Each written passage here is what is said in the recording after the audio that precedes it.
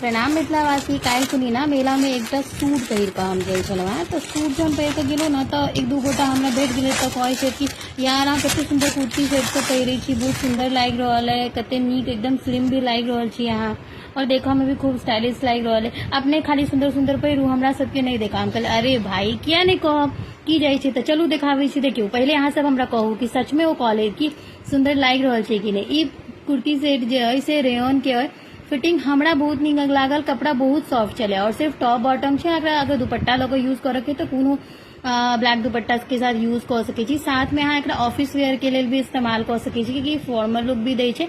और अगर अहाँ जेना कि हम तऽ मेला लेल एहन 2-3टा मंगेलहुँ हैं कि मेला में बहुत भीड़ और बहुत गर्मी रहै छै, एकदम हल्का किछु पहिर कऽ जाए और आराम से कंफर्टेबल घुमि कऽ आबी तै के लेल तऽ नीक छै ना। तऽ चलू बताबै छी, हम ई लेलहुँ हैं मीशो सँ, जे कि सिर्फ 501 रुपया में छै ना। मजेदार, विश्वास नहीं हैत लेकिन हाँ 501 रुपया में छै। चाही तऽ एखने लिंक लिखू, आगे लिंक भेट जायत और मंगा लिअ। 2 रंग में अवेलेबल है।